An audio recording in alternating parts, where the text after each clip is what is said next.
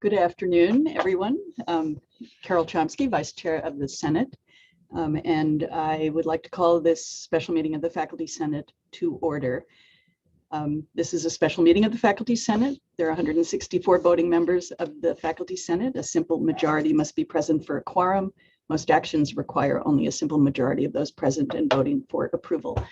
The first item of business is a motion to approve a special rule proposed by the Faculty Consultative Committee to limit each speaker to 2 minutes each time they are recognized. A 2/3 majority of those present and voting is required to approve the special rule. The clerk will interject when speakers have 30 seconds left and when time is up. So the motion is to approve the special rule. If the clerk will, or the host will initiate the poll.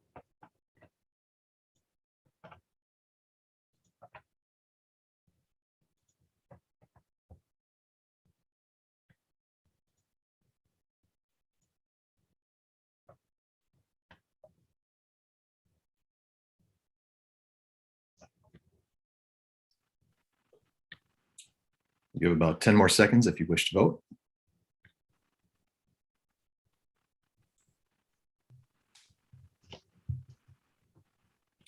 And last call.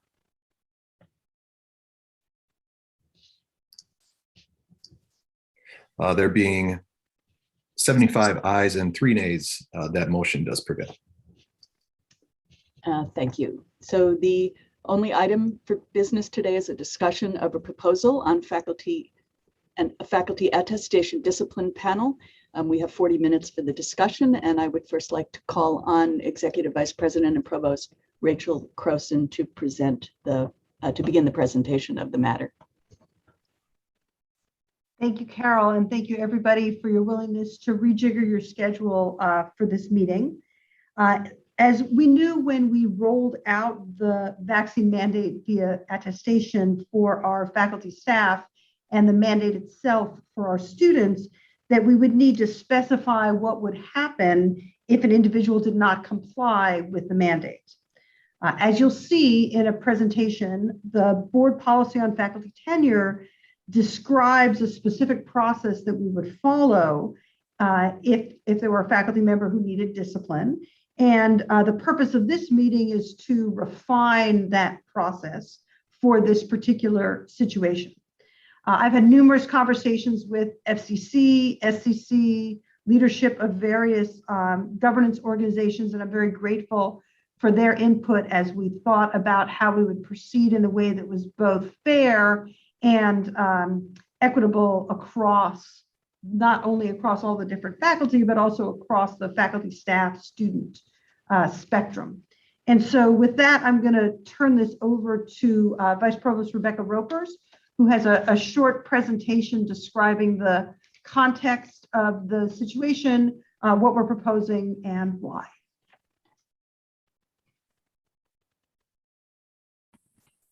Great, thank you. I'm going to pull up my slides here. All right, so today in this just quick presentation, and then we'll move into discussion, I'd like to just lay out a little bit about the context that we are in right now in terms of why we're thinking about proposing this, a little bit more about the details of the policy within which we're proposing this, and then the proposal itself and some of the benefits of this way of moving forward. So the context, of course, and this is much of this is not going to be new to anybody, but that vaccination is, of course, key to ensuring our safe learning and working environments. And we want to make sure that everybody is either vaccinated or testing appropriately. And actually, regardless of vaccination status, we want to make sure people are testing appropriately. The latest numbers that I have seen are that 96.6% of the university's faculty, and by this I'm referring to the non-bargaining unit faculty. Actually, the bargaining unit faculty is even a little bit higher than that. So we're doing pretty well in terms of the numbers. But we are past the deadline that was given to faculty to attest, faculty and staff to attest, which was last Friday. And so the question is, how do we respond? As Provost Croson laid out, how do we respond to those people who are not yet attesting? So for faculty, of course, disciplinary processes are guided by the faculty tenure policy. And we have had a university requirement to attest. So in line with our policy, if somebody does not do something that is required of them by the institution or violates some policy, the dean first has to attempt to discuss that matter with the person and try to resolve it in some way. If they do not, are not able to resolve it in that situation, then the dean makes some proposal, makes some decision about how to move forward, but must consult a body of faculty of that person's peers, typically in the academic unit is the normal way that we do that. However, in the faculty tenure policy, there is the stipulation that you see underlined here that if if the executive vice president and provost of the faculty in the faculty senate decide that they can submit these allegations and ask the dean to confer with another body that is not necessarily the faculty in that person's unit. So after that were to happen, whether it is a special body as we're proposing today or the regular faculty of that person's unit, that body hears perspectives either in writing or in person about what they think should happen or what the context of the situation is. And then that body recommends or offers their recommendation or their perspectives to the dean to inform the dean's decision. Now, I think it's important to remember that it is the dean's decision about what kind of discipline to put forward, but our policy requires this level of consultation. And then as you can see, once the dean receives the recommendation, decides how to move forward, and then communicates that to the faculty member. Including that faculty member's right to appeal to the Senate Judicial Committee. So what we're proposing is to set aside or set up this separate committee so that it is not these disciplinary cases or the recommendations from the dean will not be asked or will not be moved forward within sort of random groups of tenured faculty throughout the, and not only tenured faculty, of all faculty in the different disciplinary areas or departments. We're proposing to establish this, what we're calling COVID-19 Vaccination and Attestation Advisory Committee, to serve in place of that academic unit's tenured faculty when advising the dean on disciplinary action. And we're proposing to set up a number, and I don't know exactly what that number will be, of groups of 5 members each, with an attempt to balance tenure system faculty and contract faculty and representation from various units across the university. Groups would be selected from a list that has been provided by Senate staff of former members of the SJC, former faculty panelists from the Office of Conflict Resolution, and then contract faculty members with significant governance experience. And just to provide a little bit more detail on that, the list that has been developed has 50 names on it. And we would start with that list and hopefully get sufficient panelists from that list. To ensure that the process moves expeditiously, then the groups would set specific times so that we could move forward pretty quickly and accommodate people's schedules. Because if the process takes as long as its maximum possibility would take, then we could easily be into spring semester before some of these cases were resolved. And that's not what we want when we have a public health situation. So just quickly, some benefits. We would be able to provide a more consistent response as an institution, given that the violation, the failure to attest, is going to be the exact same behavior, regardless of the context in which it took place. Be able to move more quickly.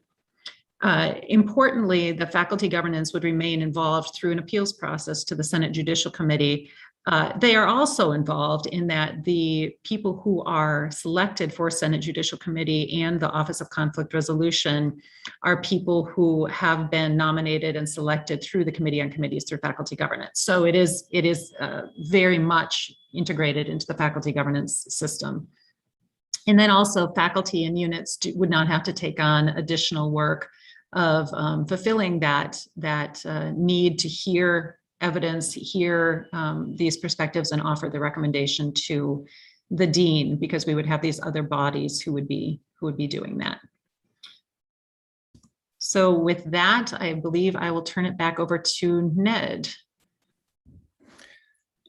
Thank you very much, Rebecca. Ned Patterson, Chair of the Faculty Consultative Committee here. I just want to add a little more about what shared governance consultation has happened, a couple more details about it, and we'll open it up for discussion, questions, and comments through our chair, Carol Chomsky.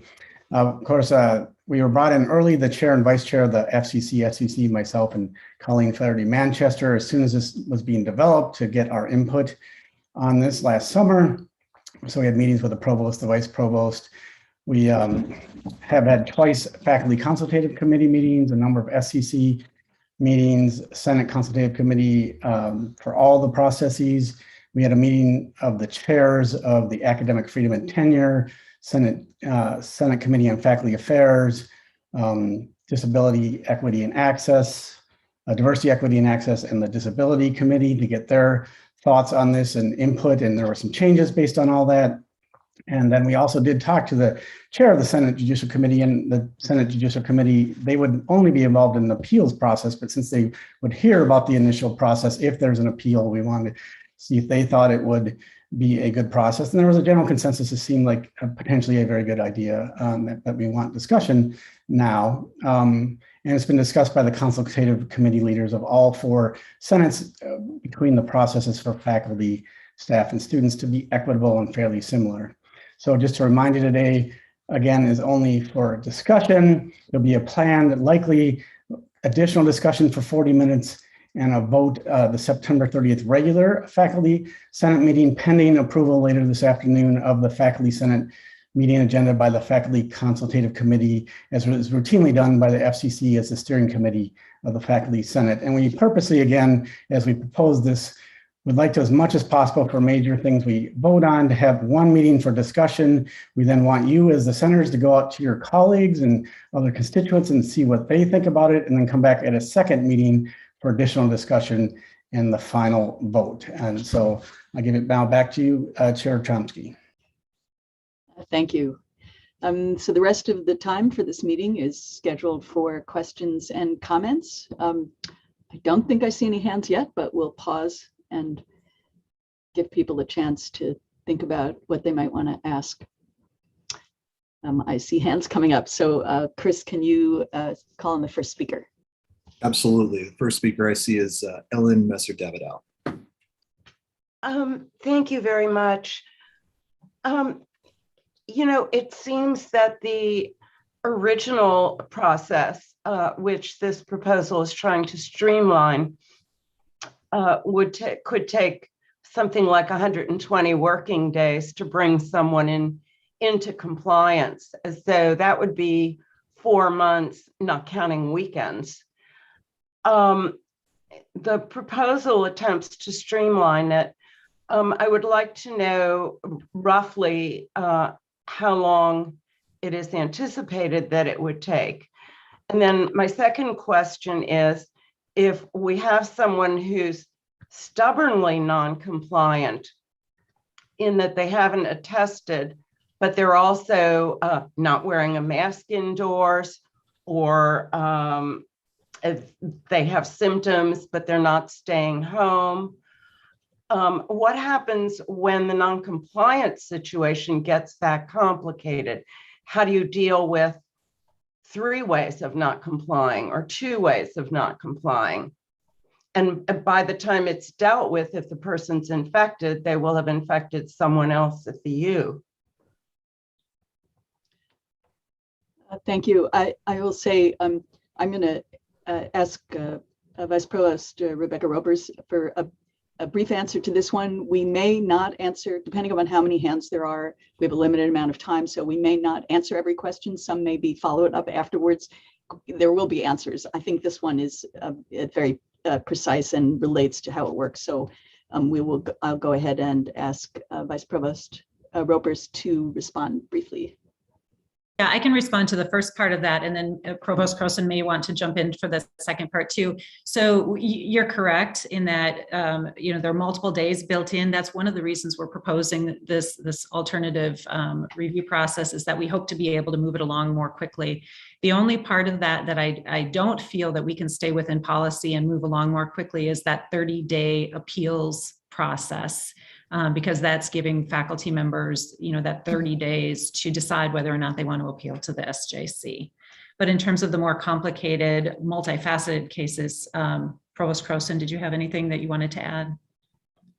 So I'll just add that this process is explicitly being proposed for the non-attestation. For other deviations, I think we can rely on our more traditional policies. There's a part of the tenure code that specifically talks about taking actions where you're putting other people at risk. It was hard to justify how not doing an attestation is putting other people at risk. And so we felt that we couldn't use those policies for this setting. I think we could use those policies and procedures for what you're describing about being sick and not wearing your mask and things like that. And those are much, as you might expect, much more expeditious because someone is at risk, right? So I think that's how we would handle the other types of noncompliance. For the purposes of this discussion, we're really just proposing this for the noncompliance for the attestation. Thank you. Thanks. Chris, can you call on the next speaker? Yes, the next person I have on the list is Mary Gary. Thanks, Chris. Rachel, you may have just answered my question in effect, but my question was, what is our precedence for the kind of, let's put it simply, do this or else kind of thing? So what if people had not completed their sexual harassment modules? What would have happened in that case? And what kind of policy did we already formulate that we can lean on? And I guess I would argue that by not attesting here, you can almost, I don't think you can make an assumption that people aren't vaccinated, but by not attesting, they're just saying, I'm not going to tell you, and therefore there is risk. Because if there is. We just ran into this with our daughter who's at school here, and the roommate has chosen not to be vaccinated, but our daughter is. And so now comes that question of like, what do I do? Do I stay here? Do I move out for a period of time? So I think there is a reasonably implied risk for just not declaring one way or the other. So if that were to be true, if people would believe that, then what policies do we have that we can lean on? Yeah, that's a great question. So I have to point to Rebecca to go maybe put up a copy of the policy in that space. But, we have discussed this pretty extensively with OGC and with the folks who are responsible for defending the university against the use of this policy. And they suggested that while, someone showing up to work sick and coughing over people not wearing a mask could quite reasonably be shown, be argued that you're putting people at risk, someone not doing an attestation is a much more chancy thing because they could very well be vaccinated, just refusing to tell you. And so we're worried about relying on that putting people at risk path, which is why we're proposing this path instead. Chris, can you call the next speaker? Thanks, Rachel. Yes, the next person I have is Joanne Poirier. Yes. Hi. I actually had the same question as Mary about precedent and was thinking of the same kind of training. But I also had a question about whether or not this question might not be intertwined with whatever disciplinary actions might be taken against students as well. I feel like in this particular case, we're all on this campus together. And so I was curious if there's any kind of similar discussion going on about disciplinary actions against students and whether or not all of these can be packaged into one policy, perhaps. That was my main question then. Yeah, so indeed, Office of Student Affairs, which handles the disciplinary process for students, is working on the student side. We're working on the faculty side. Office of Human Resources is working on the employee side, and also the unionized faculty, which kind of have to follow a different process. But we're all in pretty constant communication. And so we're trying to make sure that we're aligned in terms of, well, that we're all following our own processes, right? Because the process that the unionized faculty follow is different than this process, but also that we're all aligned with the consequences. Thank you. Chris, next speaker. The next speaker on the list I have is William Jones.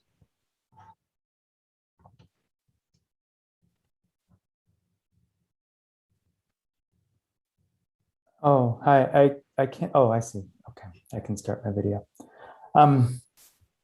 Hi. I guess I have two questions. And one, it seems that the easiest way to avoid this situation for somebody who's being disciplined is to just lie and to do the attestation even though they have not been vaccinated. And I wonder how this policy takes that into account. I mean, if we're not asking for any evidence of vaccination, it seems that this is really only going to come down on the people who are taking a stand on principle, that the people who just don't want to get vaccinated are just going to attest and move on. So that seems, I guess, I mean, in part, this is a question about the broader policy that this is sort of a minor enforcement of a big unenforced policy. And I'm also just wondering, what are the consequences of this disciplinary action being considered? I mean, might this lead to the dismissal of a tenured faculty member? And that, I think, gives me, I think we should all take very seriously the possibility of creating an exemption to the tenure policy that is I think that's a very serious thing that's coming before this body, and I want to put that on the table. And sort of related to that, are there 30 seconds? Are there other options in terms of discipline that are being considered, perhaps requiring testing for people who do not attest? So thank you. Thanks. So I would need to be clear, this attestation is not a vaccine mandate for faculty or staff. So they do not have to be vaccinated. They have to either be vaccinated, they either tell us they're vaccinated, or they have an option which says, I decline to certify that I'm vaccinated and I commit to this testing protocol. So I think for the people who don't want to get vaccinated, do not have to get vaccinated, they just have to test regularly. And I understand the concerns about deception. On the other hand, we as always, are starting from a position of trust, and we have the ability to spot check if we think that there's widespread fraud, but we don't have any evidence of widespread fraud, at least at this point. Your second question was about, could this lead to dismissal? I think the short answer is, well, in theory, eventually, but I think it would take quite a lot. At the moment, what we're talking about is a progressive discipline type of arrangement. So it would, it'd have to be the person gets, this discipline, gets put on leave, continues to refuse to attest, right? Maybe there would have to be other violations that they would do. Of course, it would be up to this panel that Vice Provost Roper's described, of former SJC members and those folks, in order to recommend the consequences. But that certainly wouldn't be the first. That would only be after a pretty significant series of violations. Thanks. Next speaker, Chris. Next person on the list is David Andow. Thank you very much. I think this is a very interesting approach to this problem. I would have a couple of questions. It seems just my back of the envelope calculation, it may be somewhere between 30 and 50 or 30 and 60 faculty that haven't attested. And if this goes in a bad direction where they really are not refusing to attest, this would be a huge amount of work for the Judicial Committee. So is there any thought about supplementing the Judicial Committee? Because, that's, can't remember how many members there were. It wasn't maybe like 15 members, and it takes 3 members or something for each hearing. So that would be a concern. So that's one question. The second question is sort of in the opposite direction, is what are the procedures that are being proposed to ensure confidentiality of the people involved? Those are my 2 questions. Thank you. I'm going to turn to Vice Provost Ropers for those 2. Yeah, so I think those are great questions. So the second one with the confidentiality, I think, the same principles would apply, as would in any disciplinary cases. The people hearing those cases would, of course, be privy to all of the information, but they would be bound by confidentiality in relation to those cases. So I don't see that part being any different than any of our other disciplinary cases. The only people who would know would be people who would need to know and be in the process. In terms of the SJC being big enough, what I will tell you is that the numbers that I saw have the people who have not attested as being considerably higher than the 30 to 50 that you were mentioning. But I also saw the distribution of those numbers, and I think we have some, we have to investigate a little bit because of how they're being, where they're being shown to be located. My guess is that a lot of those people might not, in fact, still be here, or there might be some problems with some of those data. So I'm hoping that your 30 to 50 is right on target. I think also, whether or not everybody will appeal, I think is a question. However, if Becky Eust or the other members of the SJC are on this at this meeting, I'm guessing that they are also thinking that, and it would be something to consider for sure. Thanks. Next speaker, Chris. Next, I have Michael Kaiba. Michael, I think you're muted. Sorry, I unmuted my video. Can you hear me now? Just a big picture question, 1,000-foot, trying to understand the policy. And as I've watched it unfold, like I've had the opportunity to ask you a few things on the FCC, you've answered some of them. But just as I've seen the concern that faculty have, and part of what's driving our response to it as an institution is this notion that these policies are going to make us safer, and just the notion that they're going to increase the vaccination rate kind of on campus. And I think that 95% of us kind of feel that that's at least the motivation behind the policies. But we've never actually discussed that. I mean, the closest we've come is getting advice from public health experts who, as I've mentioned previously, won't go into it again, but have advised that mandates actually tend to push more people from the vax hesitant into the vax never vax camp. But putting all of that aside, can you just answer sort of just, I don't know, it's a yes or no question. Do you expect that the best implementation of this policy is going to lead to higher vaccination rates? And is that really the ultimate purpose of the policy? So it certainly is the ultimate purpose of the policy. Whether it's effective in that purpose, I'm not sure I know. I would rely on other people who are experts in the domain. And I think, as in many situations with COVID right now, reasonable experts disagree. Nonetheless, at the moment, this is the policy the university has decided upon, and what I'm working on is how to implement that in a way that is both most equitable, most fair, most kind of appropriate across the institution. And if I could just follow up on that very quickly, I don't know, Michael, that it will increase vaccine rates. It might, but I think what it does do effectively is communicate to the university community what our expectations are around vaccination and or testing. Because if you'll think back, a couple of months, many people, probably many of you, were really urging for the university to take some sort of a stance about what are our expectations for our community.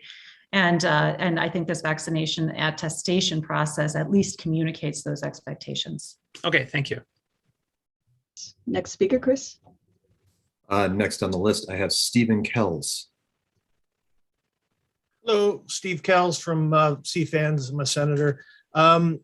There's just a couple of things sort of off, not necessarily with faculty freedom and responsibility and things like that, but I wanted to just touch on the fact that we're not just dealing with the public health emergency anymore. We're dealing with OSHA and OSHA regulations, and we're also dealing with interactions with the federal government. With some companies, because of the interactions with the federal government, some of the companies are now saying vaccination or gone. They're not even going to testing. The one thing I would talk about with OSHA is that, we don't set up a judicial committee if OSHA comes in and finds improperly stored chemicals. So, the fact that we're doing this, I think it's a bit of overkill. And quite frankly, what I think should happen is if they don't attest, they start testing. And they start testing on the weekly basis and leave it at that. And then if they don't, then they get pushed to this judicial committee, which I'm in support of, because again, having to have so many judicial committees working is going to be pretty rough. So, I think this is potentially putting federal grants at risk because of our interactions with the federal government. And I really think that, there should be some stronger activities, some university policy activity, non-policy activities, just action, and then take care of the people who ultimately will, obviate their responsibilities for this. Thank you. I appreciate that comment. Of course, when President Biden made his announcement, our Office of General Counsel was very active in analyzing the extent to which we were consistent with the new OSHA requirements, and their evaluation is that our faculty attestation is indeed meeting those requirements, and that we are not a federal contractor, and so we wouldn't fall under those rules. Now, whether we want to do what we're doing is another question, but my understanding is that the process we have in place is compliant with those changes at the federal government level. Thank you. Chris, next speaker. Yep, the next speaker I have is Phil Buhlman. Phil Buhlman, College of Science and Engineering, an FCC member. My comment is kind of partially a bit of response to what Michael Kaiba has mentioned.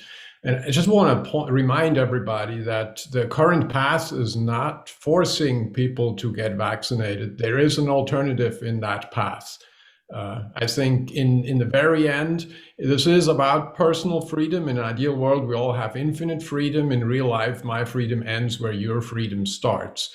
And a lot of people, a very large majority of people on campus, including the students and the staff members, really want a freedom to be free of COVID. And we as the university need to assure that people have that possibility. And I think everybody needs to give their own contribution to that.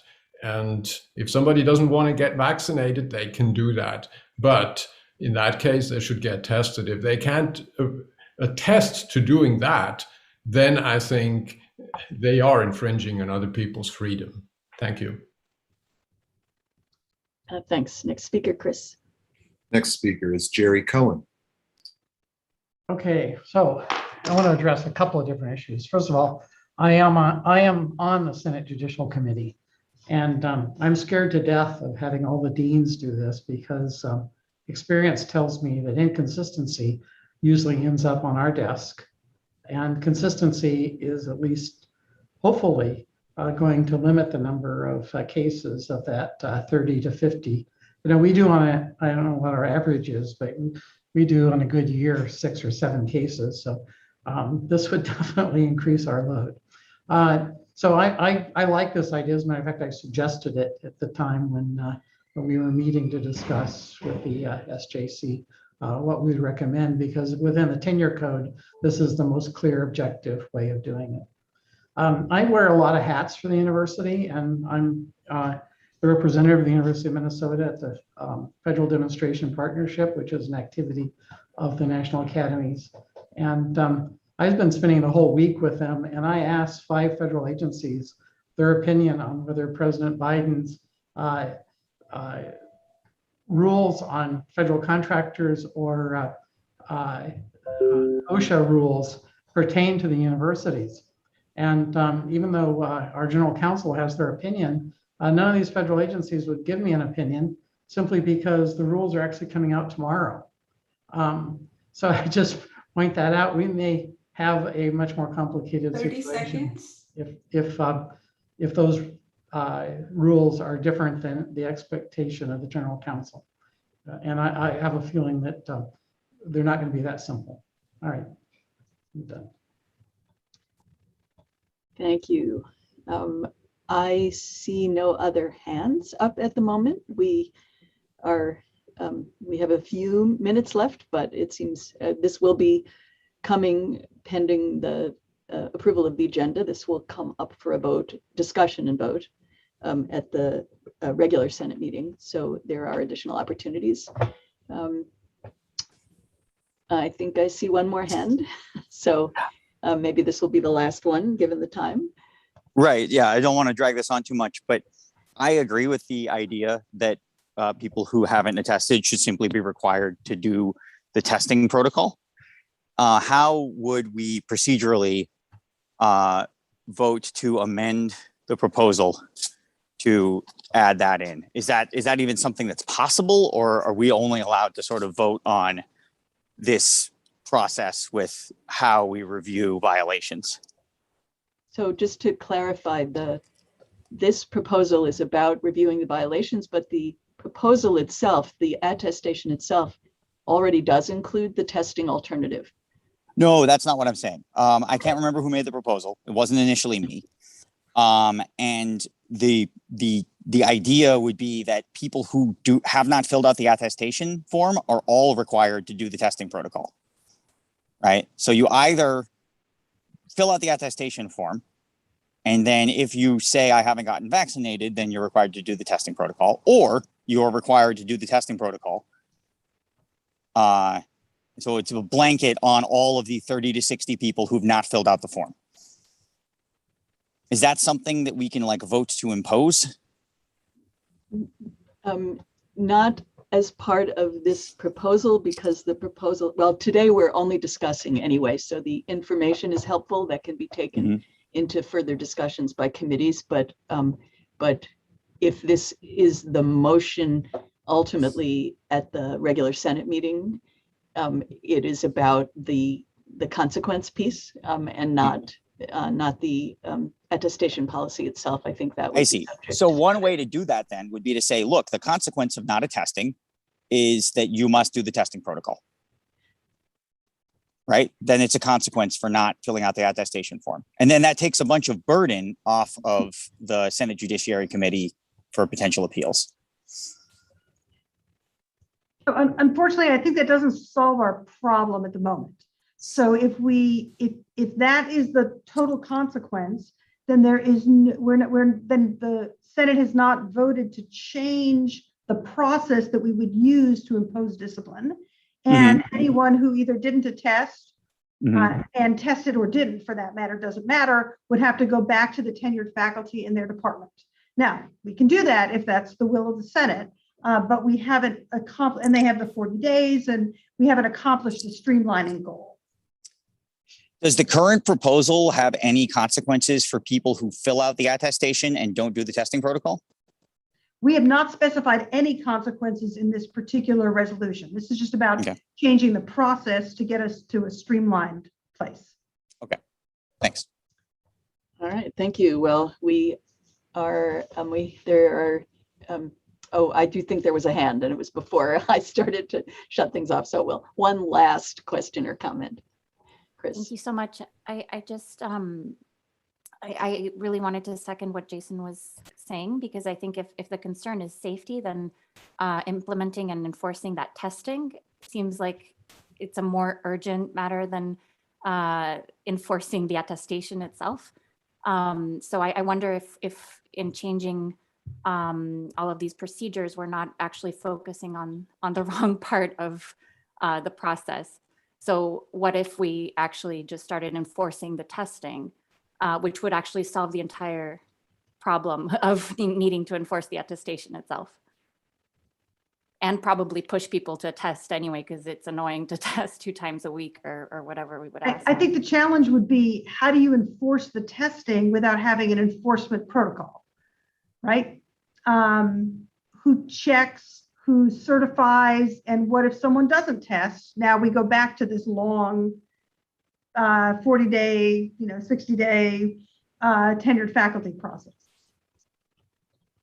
So that's my challenge. But again, if the vaccine, we have that problem still, right? Because people who do the attestation say they're not vaccinated are required to do the testing process, and we have to figure out how to deal with people who don't actually do it, right? So I think that whatever proposal we pass needs to do something about violations of the testing protocol.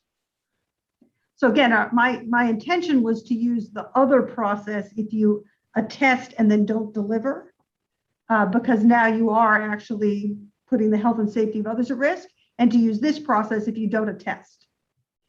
But again, I'm open to suggestions about it. And I think if I could just do a process point, part of the reason we are focused on process and not on substance is because the substance of the consequence is what would be proposed by the deans. The deans have to bring that to this committee. So we're not proposing, this is not a proposal for a particular consequence. It is for a process that the deans would go to this committee rather than to the faculty of an individual unit across the university. So I think these comments will probably can be considered in thinking about how the process will play out, but that's why we're focused on process at this point.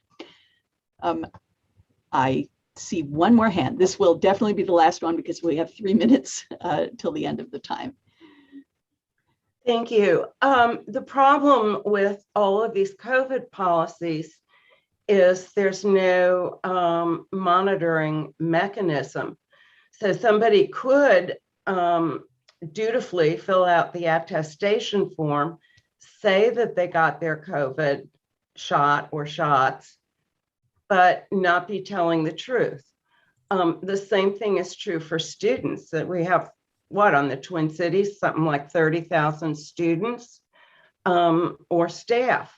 So since there's no process for verifying or monitoring or whatever, this is the problem that ripples across the entire policy bucket related to COVID. So as I said before, we are starting from a place of trust. We can spot check if we think there's widespread fraud and deception. We don't have evidence to believe that to be the case at this point. So thank you for all your questions and comments. We're just about at the end of the time, and therefore I will entertain a motion to adjourn. Second. So moved. And I heard a second as well. Chris, can you institute the poll?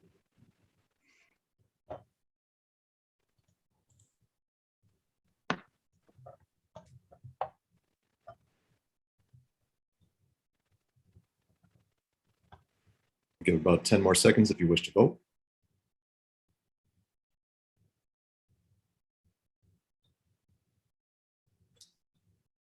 And last call. There being 98 ayes and 1 abstention, motion prevails. Thank you. Thank you all. And probably see you all, at least virtually, next week at the